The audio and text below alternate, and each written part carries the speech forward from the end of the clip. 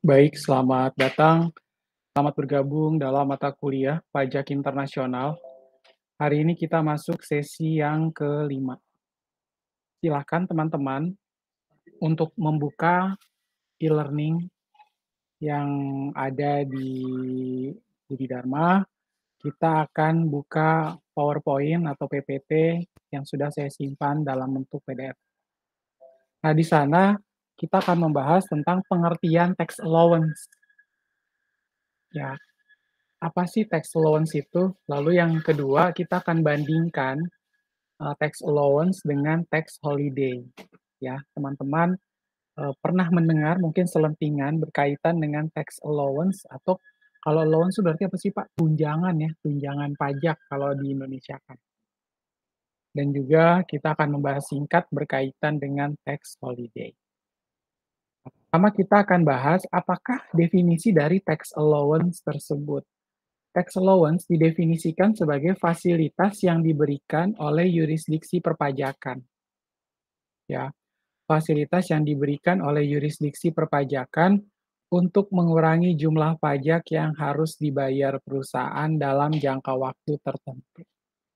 Jadi, pemerintah nih ceritanya memberikan fasilitas kepada wajib pajak di bawah naungan atau di bawah payung hukum atau payung undang-undang perpajakan supaya wajib pajak ini bisa mengurangi jumlah pajak yang harus dibayar perusahaan. Ya, yang mana nantinya bisa mengurangi jumlah pajak yang harus dibayar perusahaan dalam jangka waktu tertentu.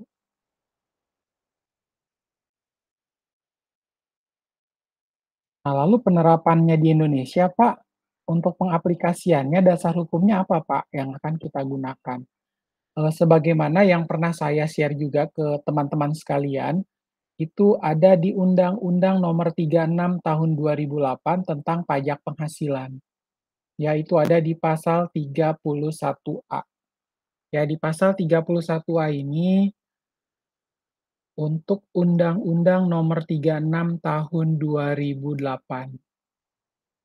Ya, lalu di Peraturan Pemerintah Nomor 18 Tahun 2015, nah itu perubahan kedua dari Peraturan Pemerintah Nomor 1 Tahun 2007.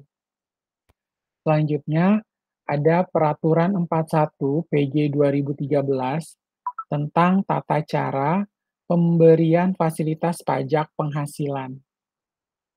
Ya, berkaitan dengan fasilitas-fasilitas PPH. Ya, kalau teman-teman pernah mendengar adanya sunset policy atau tax amnesty, bahkan kita per 1 Januari 2022 juga sudah ada wacananya ya, akan diberlakukan kembali tax amnesty gelombang berikutnya. Ya, banyak sekali fasilitas pajak yang diberikan oleh pemerintah, ya, yang diberikan oleh Kementerian Keuangan untuk melindungi siapa, Pak? Melindungi wajib pajak, memberikan keringanan, bahkan beberapa kali memutihkan ya kewajiban-kewajiban pajak yang sudah terlalu lama. Ya, kewajiban-kewajiban pajak yang sudah terlalu lama, tentunya seperti itu. Nah, untuk fasilitasnya tuh apa aja, Pak, yang diterapkan di Indonesia? Yang pertama itu adalah pengurangan penghasilan neto sebesar 30%. Ya, jadi pengurangan penghasilan neto sebesar 30% dari jumlah penanaman modal, berupa aktiva tetap berwujud, termasuk tanah yang digunakan untuk kegiatan utama perusahaan.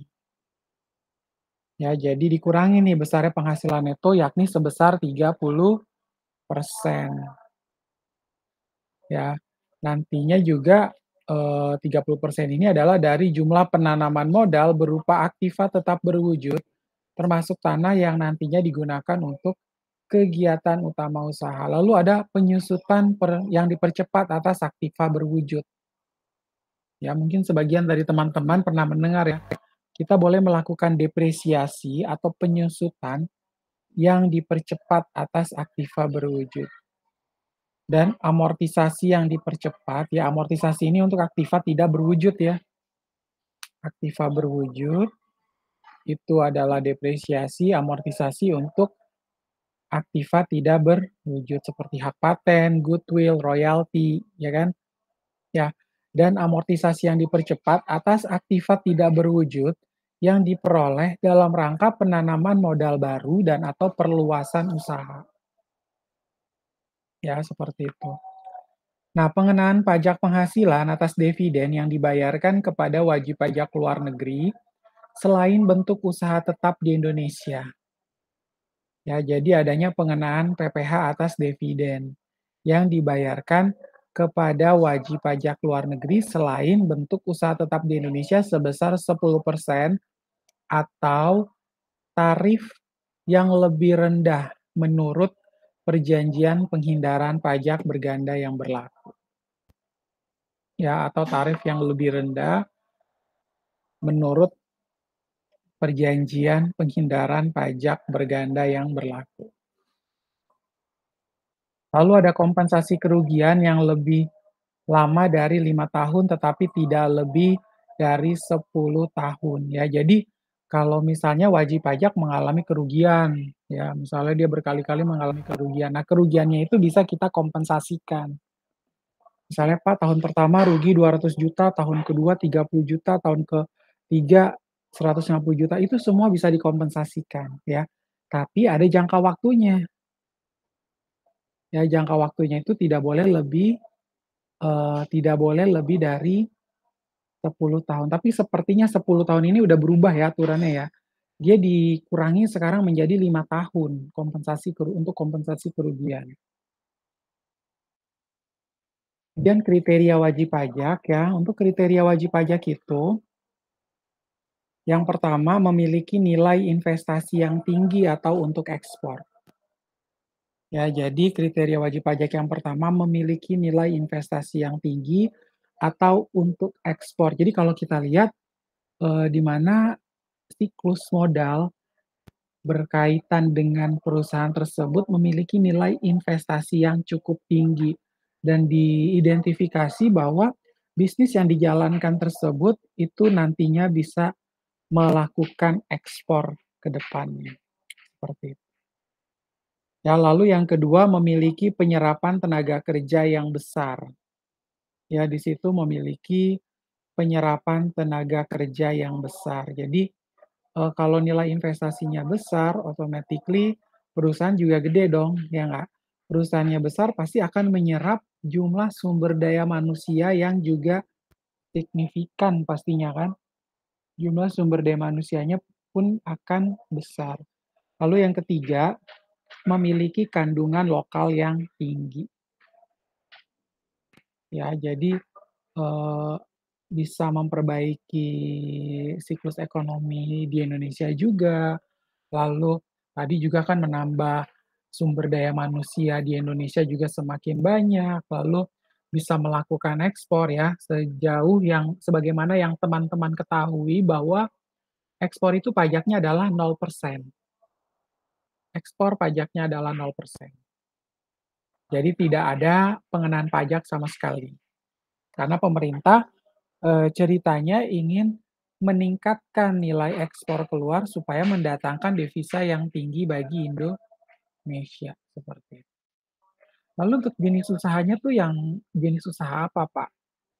Nah, kita lihat bersama, jenis usahanya adalah berbagai jenis usaha yang termasuk dalam 66 bidang usaha tertentu dan atau dalam 77 bidang usaha tertentu dan daerah tertentu, ya, dengan syarat dan ketentuan yang berlaku. Ya, jadi teman-teman bisa lihat aturan-aturan yang tadi ya, kira-kira usaha-usaha apa saja sih yang nantinya itu, masuk dalam kategori ini, 66 bidang usaha tertentu dan atau dalam 77 bidang usaha tertentu dan daerah tertentu, dengan syarat dan ketentuan yang berlaku. Untuk syarat pemberian fasilitasnya telah merealisasikan seluruh penanaman modalnya dan telah berproduksi secara komersial. Ya, jadi sudah merealisasikan seluruh penanaman modal dan telah berproduksi secara komersial. Jadi kalau misalnya Kalau dia belum berproduksi, ya kita nggak bisa ya mendapatkan fasilitas tersebut.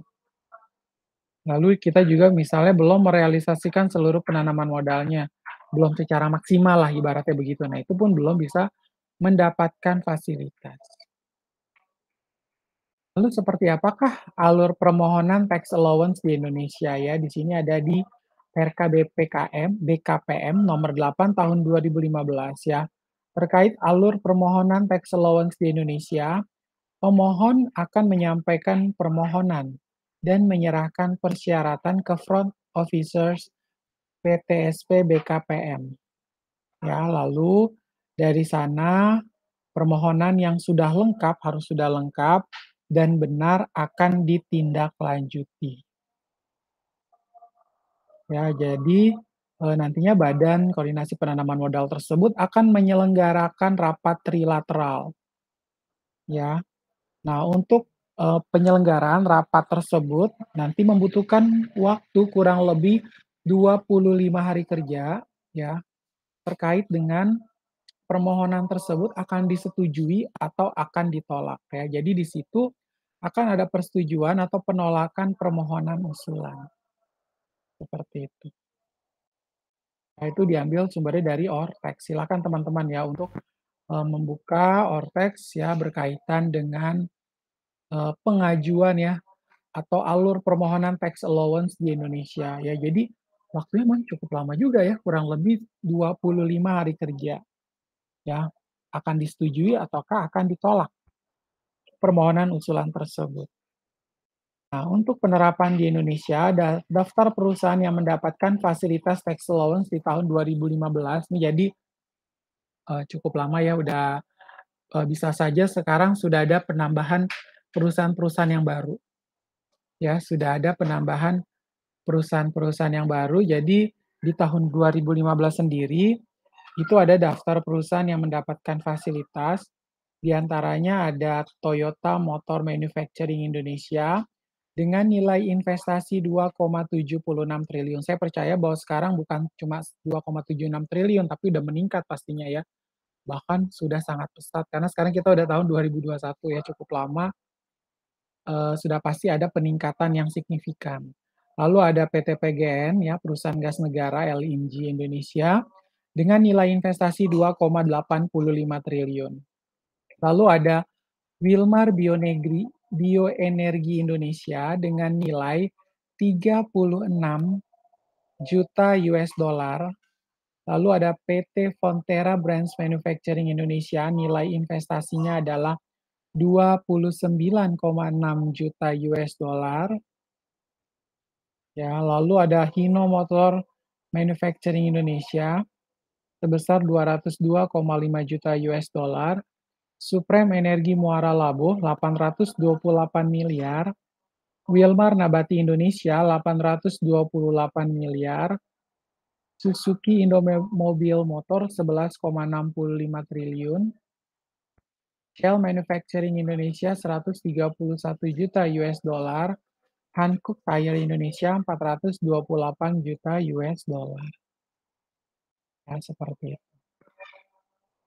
Nah, kita lihat di sini ya, pengurangan penghasilan neto sebesar 30% dari jumlah penanaman modal berupa aktiva tetap berwujud, termasuk tanah yang digunakan untuk kegiatan utama usaha. Jadi kita akan mendapatkan kasus berkaitan dengan statement tersebut ya, adanya pengurangan penghasilan neto sebesar 30% dari jumlah penanaman modal, berupa aktiva tetap berwujud termasuk tanah yang nantinya digunakan untuk kegiatan utama usaha. Ya, fasilitas pengurangan penghasilan neto itu diberikan selama 6 tahun. Ya, fasilitas penghitungan penghasilan neto ini nantinya akan diberikan selama 6 tahun, terhitung sejak saat mulai berproduksi komersial, yaitu setiap tahunnya sebesar 5% dari jumlah penanaman modal berupa perolehan aktiva tetap berwujud termasuk tanah untuk kegiatan utama usaha. Ya, ya, dari jumlah penanaman modal berupa perolehan aktiva tetap berwujud, termasuk tanah untuk kegiatan utama usaha. Dan fasilitas ini sifatnya mengurangi penghasilan neto. Ya, dalam hal mendapat keuntungan usaha atau menambah kerugian fiskal dalam hal mendapat kerugian usaha. Ya, jadi kalau teman-teman lihat ya, fasilitas ini ternyata sifatnya mengurangi penghasilan bersih dalam mau dia mendapatkan untung atau laba atau menambah kerugian fiskal kalau dia ternyata mengalami kerugian usaha. Nah, contoh kasusnya, PT ABC melakukan penanaman modal sebesar 100 miliar rupiah berupa pembelian aktiva tetap berupa tanah, bangunan, dan mesin. Ya, PT ABC ini melakukan penanaman modal sebesar 100 miliar rupiah berupa pembelian aktiva tetap berupa tanah, bangunan, dan mesin. Ter- Terhadap PT ABC dapat diberi terhadap PT ABC ini dapat diberikan fasilitas pengurangan penghasilan neto. Ya, PT ABC ini dapat diberikan fasilitas pengurangan penghasilan neto atau investment allowance sebesar 5% kali 100 miliar. Itu sama dengan 5 miliar setiap tahunnya. Ya, jadi 5% dikali 100 miliar itu sama dengan 5 miliar setiap tahunnya selama 6 tahun dihitung sejak saat mulai berproduksi komersial. Ya, jadi kalau teman-teman lihat, dia ada mendapatkan fasilitas pengurangan penghasilan neto sebesar 5 miliar setiap tahun. Selama 6 tahun dihitung sejak saat mulai berproduksi komersial. Kemudian untuk kasus penyusutan yang dipercepat atas aktiva berwujud ya, kalau kita mengakui penyusutan kita senang karena kenapa? Karena kan kita ada biaya penyusutan ya enggak? Biaya penyusutan kita jadi menambah. Kalau biaya penyusutan bertambah berarti apa? Akan menekan besarnya laba kena pajak. Pastinya begitu kan? Nah, jadi penyusutan yang dipercepat atas aktiva berwujud dan amortisasi yang dipercepat atas aktiva tidak berwujud ya, yang diperoleh dalam rangka penanaman modal baru dan atau perluasan usaha. Ya, dalam rangka penanaman modal baru dan atau perluasan usaha. Nah, contoh kasusnya adalah PT ABC mempunyai aktiva berwujud berupa bangunan yang tergolong dalam kelompok satu. Ya, PT ABC ini mempunyai aktiva berwujud bukan bangunan yang tergolong dalam kelompok satu ya. Teman-teman bisa dibuka lagi ya. Kalau daftar aktiva ada kelompok satu, kelompok 2, kelompok 3, kelompok 4. Ya, PT ABC mempunyai aktiva berwujud bukan bangunan yang tergolong dalam kelompok satu, mempunyai masa manfaat 4 tahun, dengan tarif penyusutan berdasarkan metode garis lurus atau straight line method sebesar 25%. Karena PT ABC memperoleh fasilitas tax allowance, maka dilakukan penyusutan yang dipercepat atas aktiva tersebut dengan masa manfaat menjadi 2 tahun dan tarif penyusutannya menjadi 50% ya. Jadi disingkat, 4 tahun tadinya dipersingkat atau dipercepat menjadi 2 tahun, lalu tarifnya itu awalnya 25%, sekarang tarif penyusutannya ditingkatkan menjadi 50%, seperti itu, ya. Lalu untuk yang ketiga, berdasarkan statement pengenaan pajak penghasilan atas dividen yang dibayarkan kepada wajib pajak luar negeri, ya. Pengenaan pajak penghasilan atas dividen yang dibayarkan kepada wajib pajak luar negeri selain bentuk usaha tetap di Indonesia sebesar 10% atau tarif yang lebih rendah menurut perjanjian penghindaran pajak berganda yang berlaku. Ya, contoh kasusnya adalah investor dari negara X, ya, misalnya ada investor dari negara X, memperoleh dividen dari wajib pajak badan dalam negeri, ya, Memperoleh dividen itu dipotong apa sih, Pak? PPh 23 ya, sebesar 15%. Teman-teman masih ingat ya? Pemotongan pajak atas dividen itu tarifnya adalah 15%. Nah, investor dari negara X memperoleh dividen dari wajib pajak badan dalam negeri yang telah ditetapkan memperoleh fasilitas berdasarkan peraturan pemerintah ini. Nah, apabila investor X tersebut bertempat kedudukan apabila investor X tersebut bertempat kedudukan di negara yang belum memiliki perjanjian penghindaran pajak berganda dengan pemerintahan Republik Indonesia, ya, atau bertempat kedudukan di negara yang telah memiliki P3B dengan pemerintah Republik Indonesia dengan tarif pajak dividen untuk wajib pajak luar negeri 10% atau lebih, maka atas dividen tersebut hanya dikenakan pajak penghasilan di Indonesia sebesar 10%. Ya, bila teman-teman lihat di sana, eee, apabila investor X tersebut memang bertempat kedudukan di negara yang belum ada tax treaty-nya yang saya bilang itu loh, yang belum ada tax treaty-nya dengan pemerintah RI, atau bertempat kedudukan di negara yang telah memiliki P3B dengan pemerintah RI dengan tarif pajak dividen untuk WPLN-nya adalah 10% atau lebih, maka dividen tersebut hanya dikenakan pajak penghasilan di Indonesia sebesar 10%. Ya, padahal tarif yang di Indonesia yang berlaku itu berapa? Tarif yang berlaku adalah 15%. Tapi karena ada ketentuan ini, dia kalau kita bisa katakan ya dia dapat tax allowance sebesar 10%. Nah, namun apabila investor tersebut bertempat kedudukan di suatu negara, ya,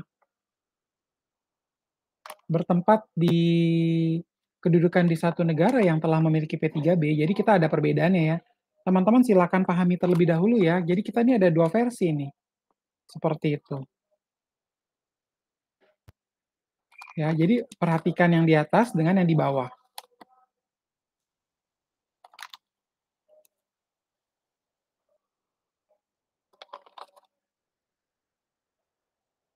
Ya, seperti itu.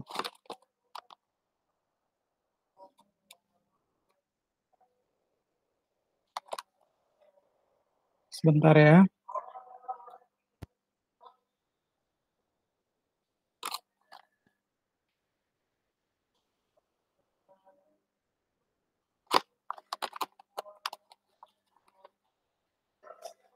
Namun apabila investor X tersebut bertempat kedudukan di satu tempat, ya, di satu negara yang telah memiliki P3B atau tax treaty dengan pemerintah Republik Indonesia dengan tarif pajak dividen lebih rendah dari 10%, maka atas dividen tersebut dikenakan PPh di Indonesia sesuai dengan tarif yang diatur dalam P3B tersebut. Ya, jadi kayak gitu ya kelebihannya ya. Jadi kita kalau lihat di tax treaty ternyata aturannya menetapkan lain. Bukan sebesar 10%, melainkan misal 5%, atau misalnya lebih kecil lagi dari 5%, ya kita gunakan aturan main yang ada di tax treaty, seperti itu. Ya teman-teman, jadi jangan sampai salah kaprah berkaitan dengan hal tersebut. Nah, tentunya ya, kita harus perhatikan betul-betul aturan mainnya yang ada di dalam tax treaty, karena nantinya di dalam tax treaty tersebut, eee, kita bisa lihat, karena aturan yang ditetapkan itu 10%, ternyata di dalam tax treaty bisa menjadi 5% atau menjadi 4%, atau bahkan yang saya pernah katakan, kalau di negara di Hong Kong, tax treaty antara Indonesia dan Hong Kong kadang suka dibebaskan sama sekali, bahkan dikenakan tarif 0% Indonesia Hong Kong itu loh. Ya, jadi transaksi-transaksinya itu tergantung tergantung kepada apa, tergantung kepada tax treaty antara Indonesia dengan negara yang bersangkutan, seperti itu. Jelas ya teman-teman ya? Kita lanjutkan. Untuk yang berikutnya, berkaitan dengan kompensasi kerugian yang lebih lama 5 tahun, tetapi tidak lebih dari 10 tahun ya. Ini, kita harus hati-hati ya, karena saya ingat ada aturan barunya lagi nih berkaitan dengan kompensasi kerugian. Seingat saya kompensasi kerugian itu, harus dalam jangka waktu selama 5 tahun. Nah, untuk penghitungan fasilitas tambahan jangka waktu kompensasi kerugian bagi wajib pajak yang melakukan perluasan usaha yang bersumber pembiayaan untuk perluasan usaha dimaksud berasal dari laba setelah pajak atau earning after tax adalah sebagai berikut. Untuk tahun pajak yang berakhir pada tanggal 31 Desember 2015, PT DEF memiliki laba setelah pajak atau earning after tax-nya sebesar 250 M. Lalu pada tanggal 1 Mei 2016, PT DF mendapatkan izin prinsip perluasan penanaman modal dari Badan Koordinasi Penanaman Modal dengan rencana penanaman modal sebesar 500 miliar ya. Jadi 31 Desember 2015 itu dia dapat laba earning after tax-nya 250 M, lalu 1 Mei 2016 mendapat izin prinsip perluasan penanaman modal dari Badan Koordinasi Penanaman Modal atau BKPM dengan rencana penanaman modal 500 M.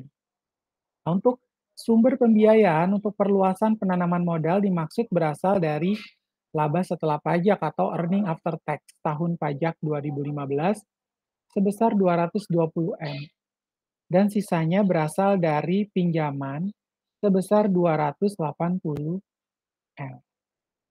Ya, jadi kalau kita lihat penanaman modal tadi ya yang tahun 2015 itu 220 M itu dari earning after tax, tapi ternyata sisanya sebesar 280 M itu adalah utang atau pinjaman. Nah, atas perluasan penanaman modal tersebut, PT DF mendapatkan keputusan persetujuan pemberian fasilitas pajak penghasilan berdasarkan peraturan pemerintah ini pada tanggal 2 Januari 2017. Ya, jadi ini masih ada kaitan ya. PTDF ini mendapatkan keputusan persetujuan pemberian fasilitas pajak penghasilan berdasarkan PP ini pada tanggal 2 Januari 2017.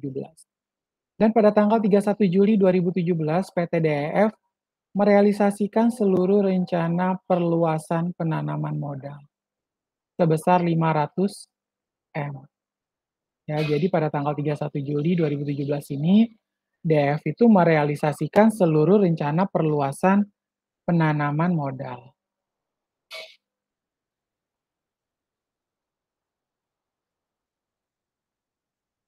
Ya, merealisasikan ya, merealisasikan seluruh rencana perluasan penanaman modal sebesar 500 M. Lalu PT DF mengalami kerugian fiskal tahun pajak 2017 sebesar 10 miliar. Nah, fiskal nilai buku fiskal seluruh aktiva tetap PT DF pada tanggal 31 Desember ya, tanggal 31 Desember 2017 ini sebesar 550 miliar. Nah, 550 miliar yang terdiri dari nilai buku fiskal aktiva tetap sebelum perluasan sebesar 100 miliar dengan perincian sebagai berikut.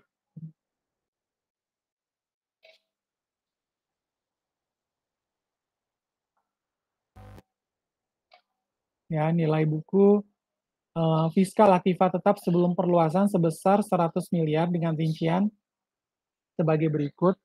Untuk nilai perolehan 1 miliar. Ya, nilai perolehannya adalah 1 triliun ini ya, 1 triliun. Kemudian dikurangi akumulasi penyusutan sampai dengan 31 Desember 2017 adalah 900 miliar. Oke.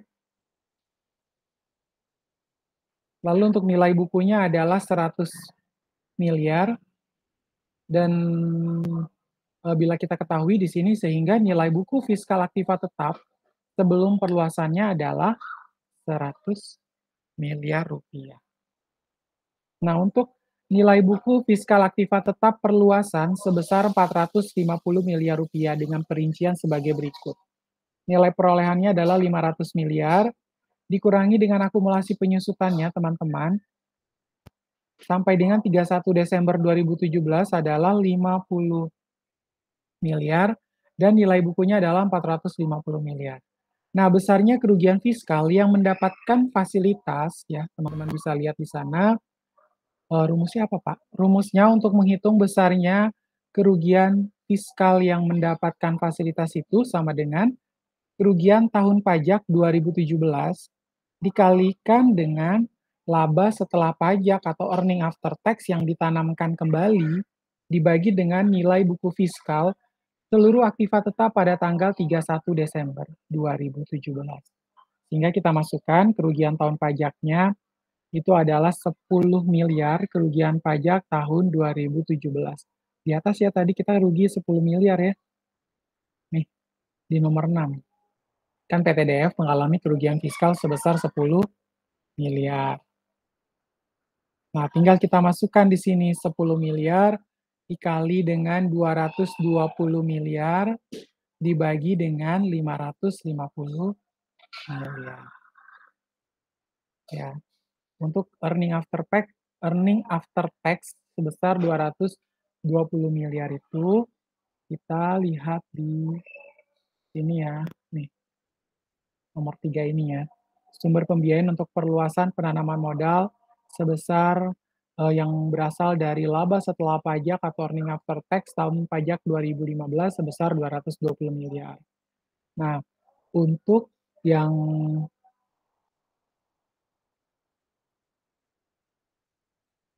angka yang sebesar 550 miliar itu berasal dari nilai buku fiskal nomor 7 ini, nilai buku fiskal seluruh aktiva tetap PTDF pada tanggal 31 Desember 2017 itu sebesar 550 miliar ya. Jadi kita tinggal masukin aja ya teman-teman ya.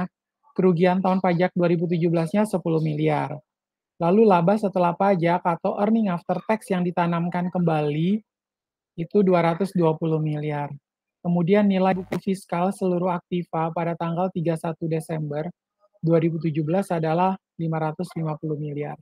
Sehingga besarnya kerugian fiskal yang mendapatkan fasilitas adalah 4 miliar rupiah. Ya, jelas ya teman-teman ya.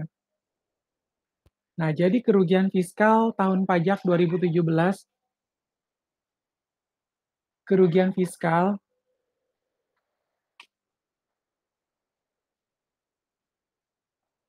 kerugian fiskal tahun pajak 2017 sebesar 4 miliar dapat dikompensasikan selama 7 tahun.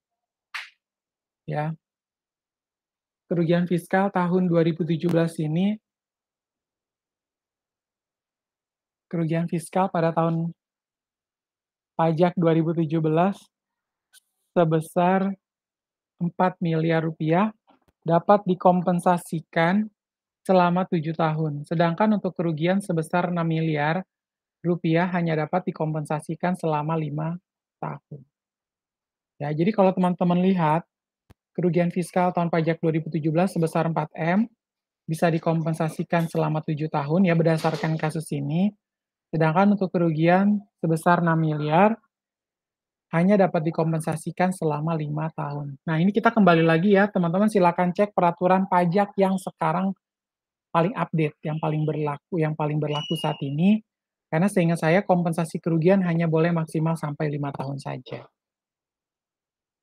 Kemudian yang ke-10 itu, atas kerugian fiskal tahun pajak 2018 dan tahun-tahun berikutnya, tidak lagi dapat diberikan tambahan jangka waktu kompensasi kerugian berdasarkan persyaratan sebagian sumber pembiayaannya, berasal dari laba setelah pajak atau earning after tax, ya. Jadi, atas kerugian fiskal tahun pajak 2018 dan tahun-tahun berikutnya, tidak lagi dapat diberikan tambahan jangka waktu kompensasi kerugian berdasarkan persyaratan sebagian sumber pembiayaannya berasal dari laba setelah pajak atau earning after tax. karena kerugian fiskal yang dapat diperhitungkan hanya kerugian fiskal atas tahun pajak saat dimulainya berproduksi secara komersial, yaitu tahun pajak 2017. Ya, jadi kalau boleh diakui yang menurut pajak, saat kita benar-benar pertama kali sudah berproduksi secara komersial, kalau belum nggak bisa, ya. Jelas ya teman-teman ya? Nah, kemudian kita lanjutkan ya, kita masuk ke forum yang 5 di sini, baru kita akan lihat perbandingan ya antara tax holiday dengan tax allowance. Nah, silakan teman-teman untuk melihat di sana perbedaan antara tax holiday dengan tax allowance. Nah, Indonesia sebagai negara dengan julukan negara kepulauan yang berkembang masih saja tetap mengalami masalah yang berkaitan dengan pembangunan dan pertumbuhan ekonomi yang sampai saat ini masih belum merata di sejumlah wilayah Indonesia. Nah, dengan demikian pemerintahan pun selalu berusaha untuk menarik investor agar meningkatkan penanaman saham dan membangun setiap usahanya di Indonesia. Nah, sebagai salah satu upaya dalam mendukung mesin tersebut,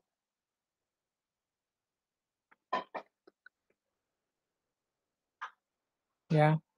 Dengan demikian, pemerintah pun selalu berusaha untuk menarik investor agar meningkatkan penanaman saham dan membangun setiap usahanya di Indonesia. Sebagai salah satu upaya dalam mendukung misi tersebut, apa lebih gimana?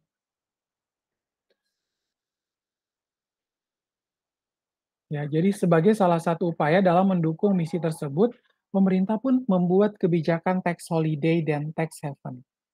Ya, tax holiday dan tax allowance. Jadi sebenarnya tax holiday-nya itu tidaklah sama ya dengan tax holiday yang diberlakukan di negara-negara lain, tentunya berbeda seperti itu.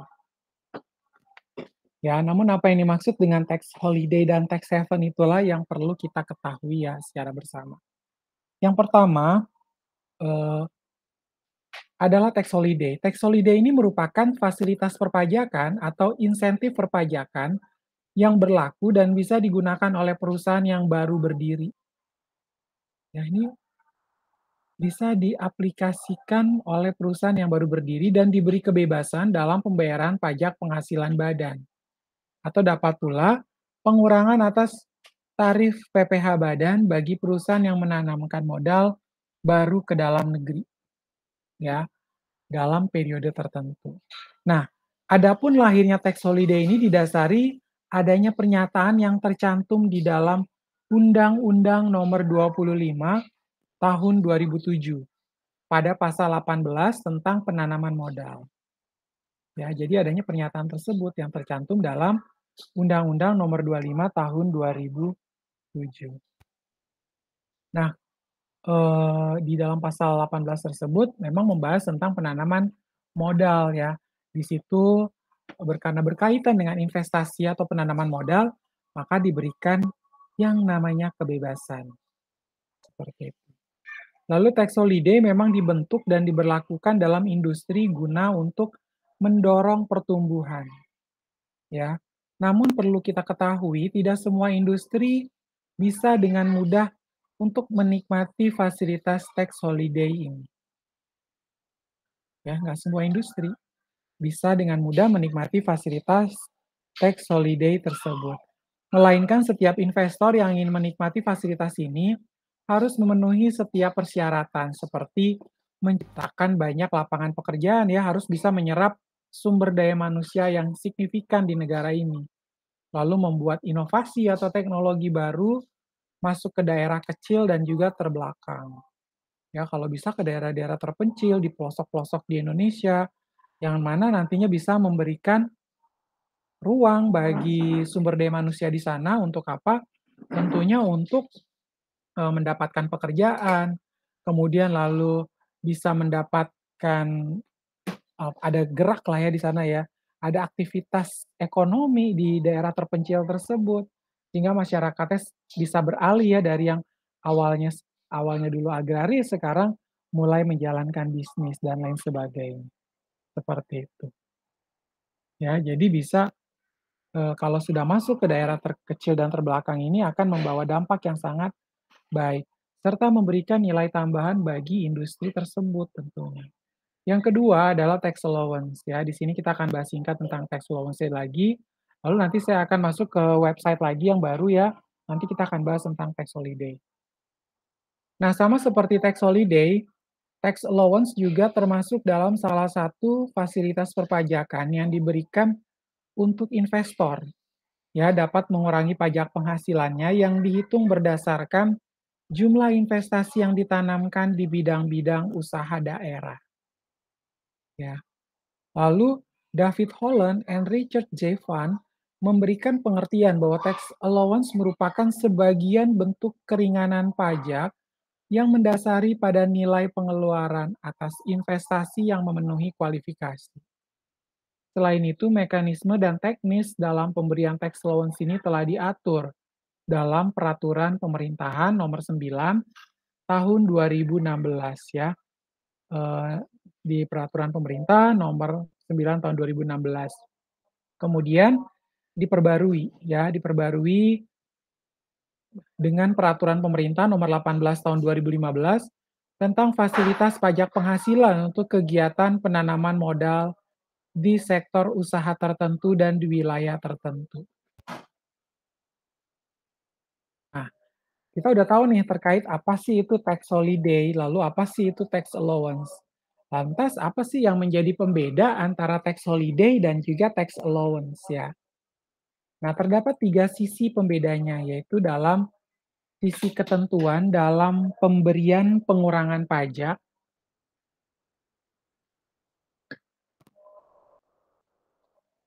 ya, pemberian pengurangan pajak, di mana tax holiday akan memberikan, ya, tax holiday ini akan memberikan kepada investor yang telah memiliki rencana untuk menanamkan modal. Ya, jadi kita tuh kayak dikasih kesempatan oleh siapa? Oleh pemerintah ya. Jadi pemerintah itu sedang memberikan kesempatan bagi wajib pajaknya untuk memperoleh keringanan-keringanan. Ya, keringanan-keringanan itulah yang nanti bisa dimanfaatkan sedemikian rupa ya. Nah, dengan memanfaatkan keringanan tersebut sebenarnya tidak ada salahnya. Karena kenapa? Karena kan kita juga sudah menjalankan kewajiban pajak, lalu tambah lagi pemerintah kasih kita keringanan pajak. Ya, dengan dia mendapatkan keringanan pajak tersebut juga negara juga dapat penerimaan pajak, tapi eh, dengan cara-cara yang tunduk atau patuh, tunduk dan patuh menurut undang-undang pajak yang berlaku ya, seperti itu. Nah, bila kita lihat ya dalam sisi ketentuan dalam pemberian pengurangan pajak di mana tax holiday akan memberikan kepada investor yang telah memiliki rencana untuk menanamkan modal minimal 1 triliun rupiah. Ya, harus 1 triliun rupiah. Minimal loh itu. Sedangkan pada tax allowance pengurangan atas pajak akan diberikan jika perusahaan tersebut memiliki nilai investasi yang cukup tinggi. Ya, dia akan mendapatkan lagi nih kalau ada nilai investasi yang cukup tinggi atau nilai ekspor yang tinggi, serta perusahaan dapat menyerap banyak tenaga kerja dan memanfaatkan sumber dayanya dengan baik. Ya. Nah, dalam sisi fasilitasnya, dalam sisi fasilitasnya, dalam sisi fasilitasnya, di mana jika dalam tax holiday perusahaan akan mendapatkan pembebasan pajak penghasilannya minimal selama 5 tahun dan maksimal selama 10 tahun sejak dimulainya produksi komersial. Ya, sejak dimulainya produksi komersial. Pokoknya patokannya itu sejak produksi komersial. Serta perusahaan diberikan potongan pajak penghasilan dari pajak yang terutang sebanyak 50% selama 2 tahun. Ya, jelas ya teman-teman ya. Nah, sedangkan dalam tax allowance, perusahaan ini akan diberikan potongan pajak terutangnya sebesar 3 maksimal 30% yang akan dihitung dari besarnya investasi yang ditanamkan serta kompensasi kerugian yang tidak lebih dari 10 tahun. Ya, eee, kemudian dan dalam sisi jenis usaha, jika dalam tax holiday perusahaan yang dapat menikmati fasilitas ini berada di bidang industri pertambangan, mesin, dan peralatan komunikasi ya. Nah, itu bisa menikmati fasilitas-fasilitas tersebut. Jadi kita hafalin ya kalau memang usahanya itu berada atau masuk dalam cakupan bidang industri pertambangan, mesin, dan peralatan komunikasi. Sedangkan pada tax allowance yang dapat menikmati fasilitas ini, pada dasarnya dapat dinikmati untuk semua bidang perusahaan dengan ketentuan dan syarat yang berlaku. Ya, seperti itu. Nah, teman-teman, kita lanjutkan kembali ya, saya juga sudah membuka salah satu pembahasan, saya ambil dari Yusdiono Consulting, ya, yang membahas tentang tax holiday, kemudahan pajak bagi investor asing. Ya, kita lihat apa sih yang, menarik berkaitan dengan tax holiday tersebut. Nah, setiap negara berkembang, termasuk Indonesia, memang berlomba-lomba untuk mendapatkan investor. Salah satu caranya adalah memberikan insentif pajak kepada pihak asing berupa tax holiday, ya kan? Kepada pihak asing nantinya berupa tax holiday. Nah, tak bisa dipungkiri bagi negara berkembang adanya investasi asing langsung atau foreign direct investment berkontribusi positif bagi pertumbuhan ekonomi negara, ya, berkontribusi positif bagi pertumbuhan ekonomi negara. Oleh karena itu, salah satu cara untuk menarik investor bukan hanya melalui penawaran kesehatan politik, ekonomi, lokasi, atau sumber daya manusia, namun juga insentif pajak berupa tax holiday ini yang paling diminati dan disukai oleh wajib pajak, khususnya juga para pengusaha-pengusaha yang berasal dari luar negeri, yang mana mereka berminat untuk menginvestasikan uangnya di Indonesia. Nah, jadi apa itu sebenarnya tax holiday dan apa yang membedakannya dengan tax allowance? Kita akan bahas kembali ya, menjelaskan, melengkapi penjelasan yang sudah saya share di e-learning tadi. Nah, untuk pengertian tax holiday ya, mendengarkan istilah tax holiday ini akan memberikan sebagian orang ya, kesalahpahaman dan biasanya mengacu pada pajak saat berlibur, namun tidak seperti itu ya. Jadi bukan karena kita liburan, terus kita dapat pajak saat berlibur. Bukan seperti itu definisinya ya, itu beda lagi konsepnya. Ya, jadi tax holiday ini merupakan program insentif pemerintah kepada pengusaha kena pajak dengan mengurangi atau membebaskan pengenaan pajak. Ya, jadi ini disampaikan kembali ya. Tadi juga saya sudah menyebutkan oleh 2 pakar ini ya. Namun definisi tersebut masih dianggap terlalu umum.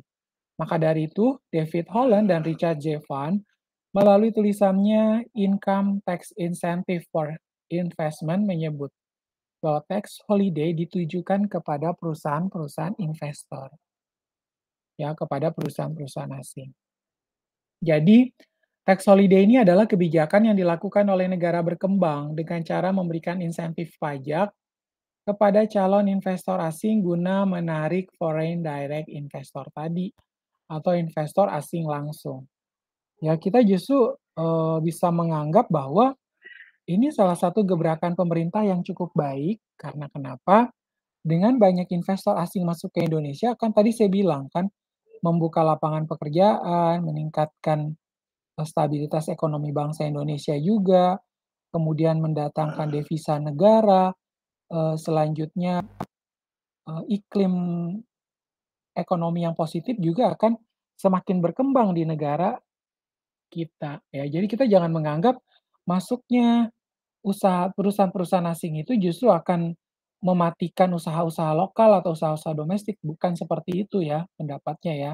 Konsep itu adalah konsep demikian adalah salah. Karena dengan mendatangkan investor asing ke Indonesia akan membuat banyak atau membuka lapangan pekerjaan. Apalagi kalau buka usaha sampai ke daerah-daerah terpencil atau daerah daerah pelosok tadi ya, kan akhirnya masyarakat lokal akan mendapatkan bantuan dalam berbagai hal ya, mereka digerakkan, jadi ada pergerakan aktivitas ekonomi bahkan di daerah-daerah terpencil. Nah, di Indonesia sendiri ya, teman-teman bisa lihat,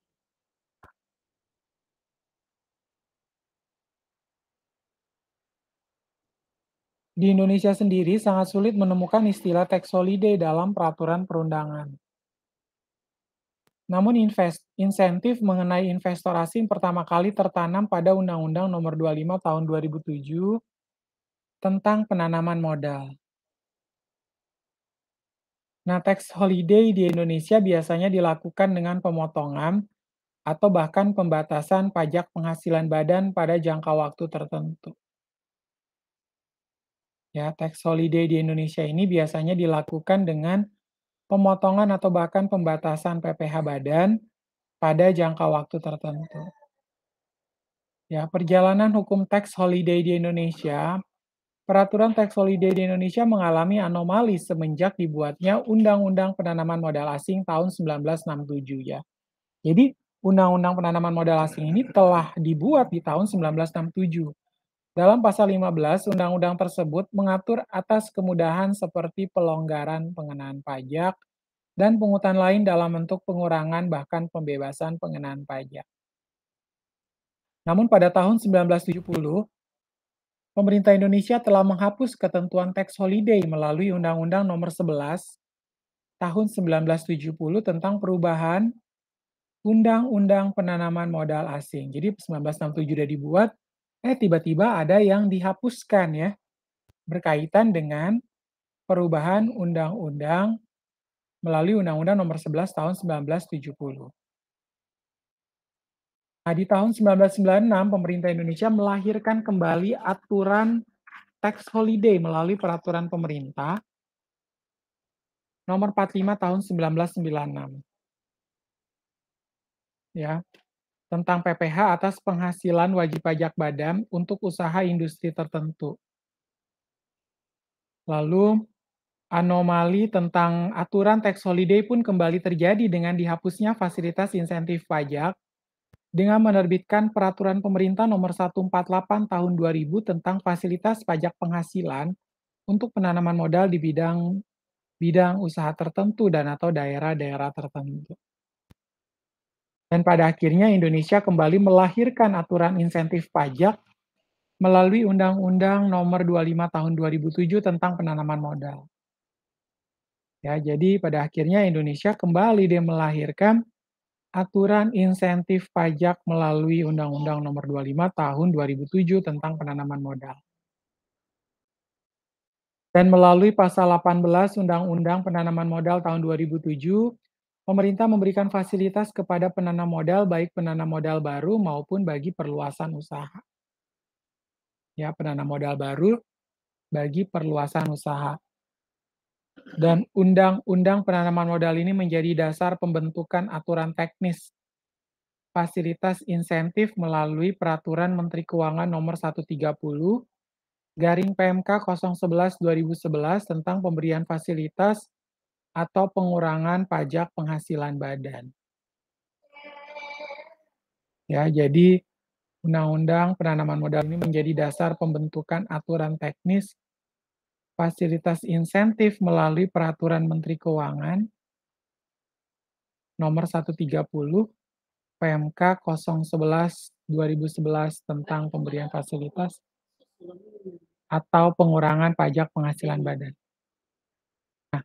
Untuk, peraturan Menteri Keuangan tersebut belakangan mengalami beberapa perubahan, dan yang terbaru adalah PMK 130, garing PMK 010 tahun 2020 ya, ini baru-baru aja ya peraturannya ya, tahun lalu, peraturan Menteri Keuangan tersebut. berkaitan dengan pemberian fasilitas pengurangan pajak penghasilan badan. Lalu adanya peraturan mengenai ya fasilitas insentif pajak kepada penanam modal, memberikan kepastian hukum dan membantu industri pionir. Ya, insentif pajak ini sebenarnya dinanti-nantikan loh oleh para pengusaha kena pajak. Jadi, kalau kita dapat keringanan pajak sebenarnya justru sangat disukai oleh pengusaha-pengusaha, khususnya wajib pajak yang memang bergerak di bidang usaha tertentu tadi ya. Kalau dia mendapatkan,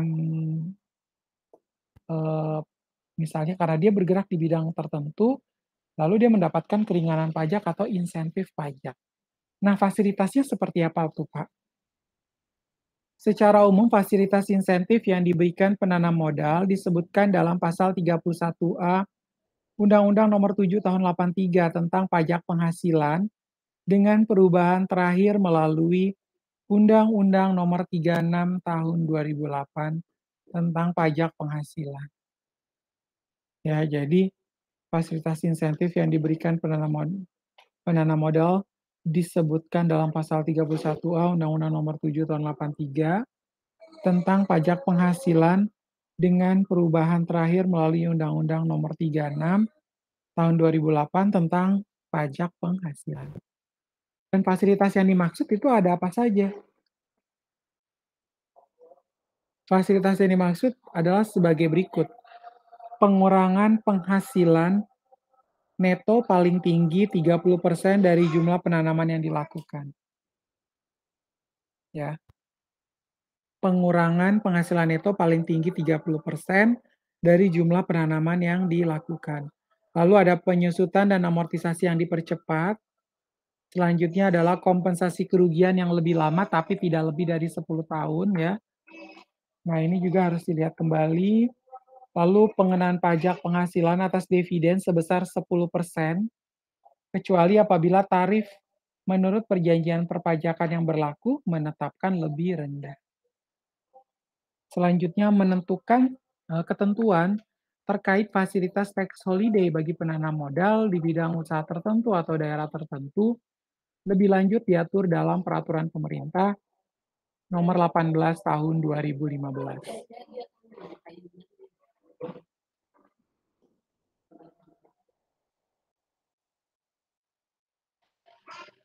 Ya, jadi ketentuan terkait fasilitas tax holiday ini bagi penanam modal di bidang usaha tertentu atau daerah tertentu lebih lanjut diatur dalam peraturan pemerintah nomor 18 tahun 2015. Ya, jadi ada di PP nomor 18 tahun 2015. Lalu bagi wajib pajak yang telah memperoleh fasilitas tax holiday, wajib melaporkan secara berkala kepada Dirjen Pajak dan Komite Verifikasi yang berisi: satu, laporan penggunaan dana yang ditempatkan pada pihak perbankan di Indonesia. Ya, yang pertama adalah laporan penggunaan dana yang ditempatkan pada pihak perbankan di Indonesia. Dua, laporan realisasi penanaman modal yang telah diaudit. Ya, kemudian kemudian yang berikutnya ada laporan realisasi penanaman modal yang telah diaudit. Tiga adalah ketentuan mengenai tata cara pelaporan diatur dengan peraturan Dirjen Pajak. Ya, ketentuan mengenai tata cara pelaporan diatur dengan peraturan Direktorat Jenderal Pajak. Lalu Pak, untuk kriteria subjek penerima tax holiday-nya itu siapa aja Pak? Ya, untuk kriteria subjek penerima tax holiday, bila teman-teman lihat di sini, ya melalui pasal 3 PMK 130 garing PMK 010 tahun 2020, untuk penerima tax holiday memenuhi beberapa kriteria. Di antaranya adalah sebagai berikut. Yang pertama, merupakan industri pionir yang berstatus sebagai Badan Hukum Indonesia. Ya, jadi merupakan industri pionir yang berstatus sebagai Badan Hukum Indonesia. Dan penanam modal itu harus berfokus pada industri, ya, penanam modal ini harus berfokus pada industri pionir. Ya. Maksudnya apa, Pak? Maksudnya adalah industri yang memiliki keterkaitan yang luas, memberikan nilai tambah atau value added, dan eksternalitas tinggi, memberikan inovasi teknologi terbaru, serta mampu memberikan nilai strategis bagi pertumbuhan ekonomi. Ya, eksternalitas tinggi, memberikan inovasi teknologi terbaru, serta mampu memberikan nilai strategis bagi pertumbuhan ekonomi. Lalu yang kedua, penanaman modal baru.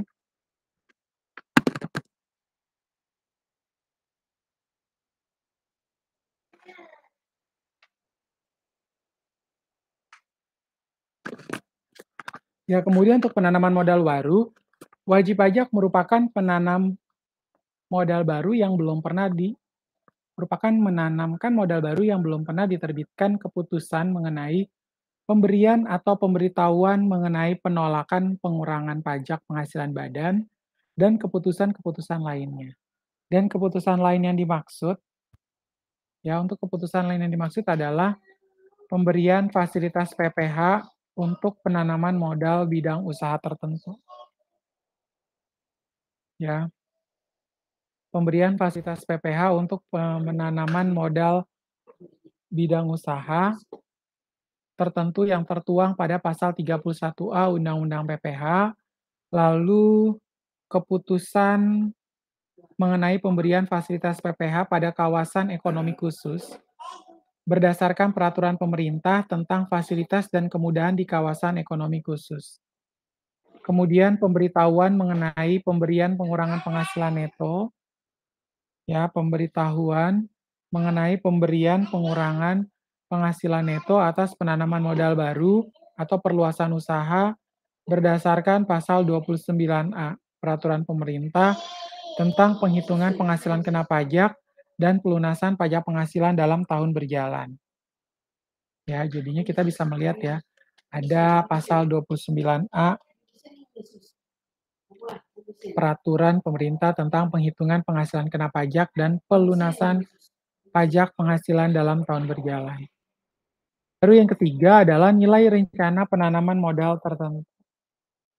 Ya, untuk nilai rencana penanaman modal tertentu, kriteria selanjutnya adalah wajib pajak memiliki nilai rencana penanaman modal baru paling sedikit sebesar 100 miliar rupiah dengan nilai fasilitas sebagai berikut. Ya, jadi ada penjelasan ini juga ya tadi ya, bahwa ada batasan.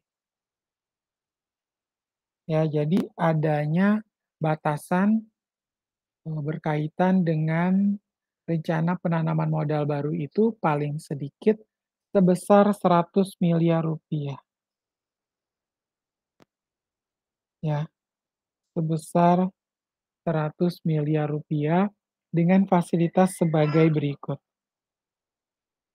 Yang pertama adalah pengurangan pajak 100% dari jumlah PPh badan dengan nilai modal paling sedikit 500 miliar rupiah atau pengurangan 50% dari jumlah PPh badan dengan nilai modal paling sedikit 100 miliar rupiah dan paling banyak kurang dari 500 miliar rupiah.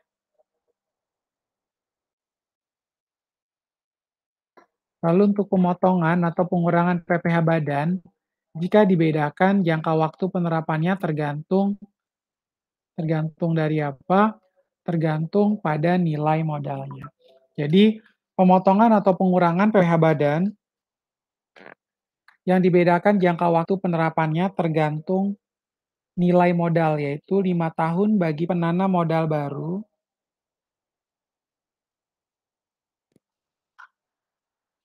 ya.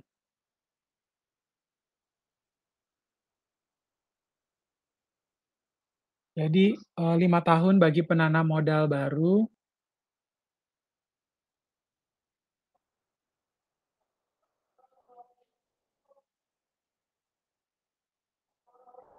10 tahun bagi penanam modal 7 tahun bagi penanam modal baru dengan nilai paling sedikit 1 triliun rupiah dan kurang dari 5 triliun rupiah. Selanjutnya, 10 tahun bagi penanam modal baru dengan nilai rencana penanam modal paling sedikit 5 triliun rupiah dan kurang dari 15 triliun rupiah. Lalu 15 tahun bagi penanam modal baru dengan nilai rencana penanaman modal paling sedikit 15 triliun rupiah dan kurang dari 30 triliun rupiah. Dan 20 tahun bagi penanam modal baru dengan nilai rencana penanaman modal paling sedikit 30 triliun rupiah. Lalu yang keempat, memenuhi kebutuhan besaran perbandingan antara utang dan modal.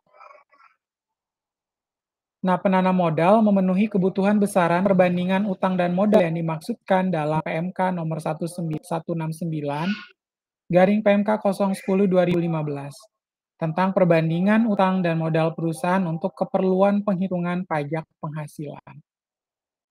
Lalu yang kelima adalah komitmen. Penanam modal mampu berkomitmen untuk merealisasikan rencana penanaman modal paling lambat dimulai 1 tahun setelah diterbitkan keputusan pengurangan pajak penghasilan badan. Lalu ada industri pionir yang berhak menerima tax holiday. Siapa saja nih Pak? Nah, untuk industri pionir yang dimaksudkan dalam PMK 130, PMK 010 2020 adalah sebagai berikut.